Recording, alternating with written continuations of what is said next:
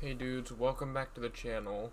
So instead of a gameplay video this time, I decided to actually make a killer perk list, kind of weighing each and every perk. Well, not each and every perk, because the Blight hasn't actually been in the game very long.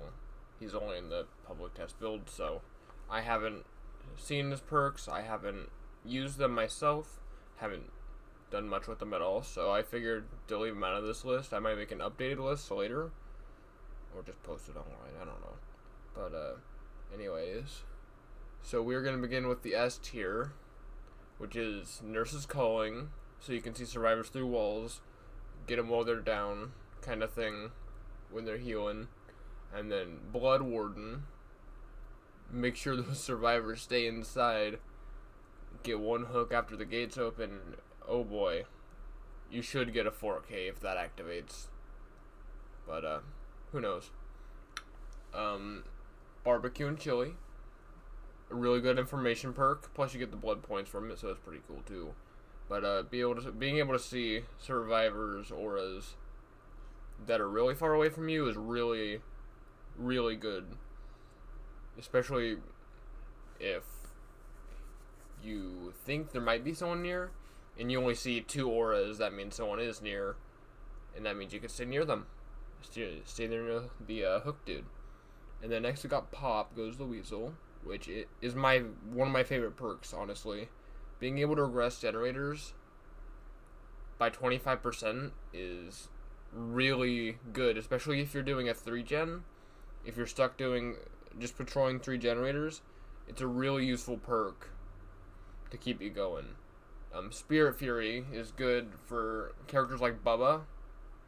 That way, if you only have to break 2 pallets, and then you're able to break them over your head, basically. And it's really good with Enduring as well, though I put Enduring lower on the tier list. It is very good with Enduring because not only does it break over your head, you get the half recoil from it, and then you can stay in the chase longer. Agitation is just honestly a personal preference. I sometimes lose guys when I'm carrying them, so I like to bring Agitation in when I had a game or two where I've dropped survivors. And then Hex, No One Escapes Death, the bane of any survivor's existence. And maybe I should have put it in A tier because it is easily counterable once it activates, because it is a Hex perk. But I put it in S tier because being able to one-shot survivors is just nuts. And then for A tier, we have Bitter Murmur, which is just a good information perk.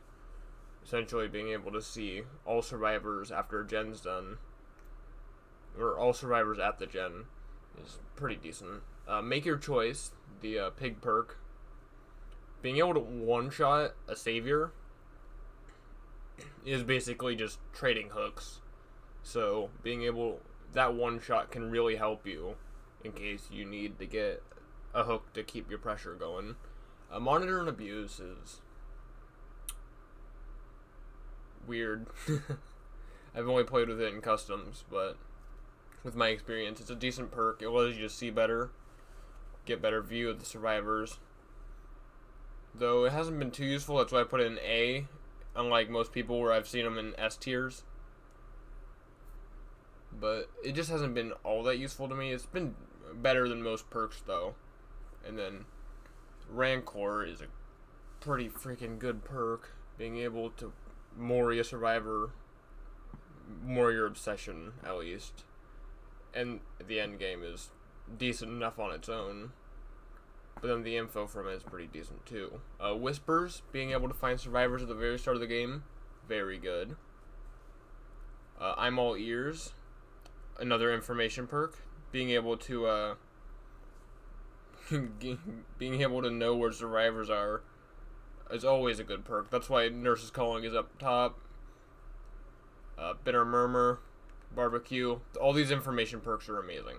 Remember Me is decent. After hitting your obsession 4 times, essentially you get another 16 seconds on an end gate. So basically, you have extra time in case you go to the wrong exit gate. you have another 16 seconds to go make a run for the other gate and get those pesky survivors trying to leave. And then Franklin's demise is somewhat situational because if they don't bring items, I mean, it's useless. But with the new buff to it, allowing it to disappear in 90 seconds, is pretty dang good. It's a perk I like to run a bit, because if they all have pretty good items, you can just knock them out of their hands and suddenly they're powerless for a bit at least. Discordance, another information perk. Freaking Legion perks. Discordance is another info perk.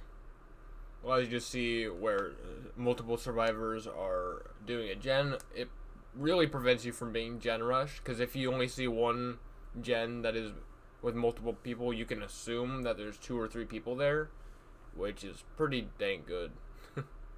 Iron Grasp kind of goes with the Agitation, just not dropping those stupid survivors. Kind of situational. Phenadophobia is slightly situational, though it isn't as situational as some of the other ones. Mixed with Sloppy Butcher and Coulrophobia from down here in the B tier, it can be a pretty nasty combo. So if you run Nurse's Calling, Phenadophobia, Sloppy Butcher, and Coulrophobia, the extra long heal times and the punishment for having injured people with Phenadophobia, mixed with being able to see the injured people, is bananas. It's pretty good. And then we've got Hex Haunted Grounds, which is... it is a hex perk, so if no one actually does touch the totems, which is rare, honestly now, it's pretty rare for no one to touch a used totem or a lit totem. But if no one touches it, it's useless. But it also is timed, so you only have 60 seconds to down survivors. And I haven't gotten much use out of it, though when I have been able to use it, it has been pretty devastating. That's why I put it up in A tier. And I just wanted some honorable mentions, I guess, from B tier, because from B, C, and D tier, all we really have are really situational perks. D tier is like my avoid list, though they aren't completely useless. They can be put in some perk combos, but they aren't very useful compared to the top tier ones. But some honorable mentions: Insidious is a pretty solid perk, depending on how you're playing, though. If you're playing, Ghostface or Michael, you won't really need the no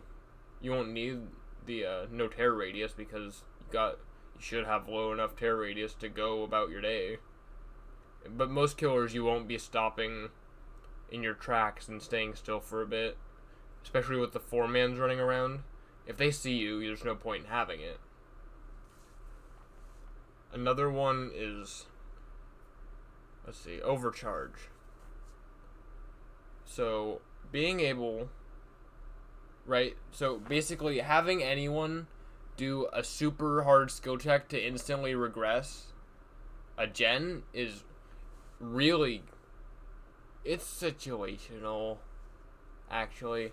So, if you think about it, that's assuming that the survivor doesn't know how to do their skill checks very well. Maybe you get them on an off day, who knows. But also, it's only an 8% decrease. So, that can be done, that can be fixed up in, 15 seconds? It's another 15 seconds on the gen, that's not much. It's not too bad. But, yeah. That's really it. So, subscribe, down in the comments, tell me where you would put some of the perks instead of where I've put them. Maybe you like Mad Grit or something. I don't know. Down in the comments. Sub, do all that stuff, and adios.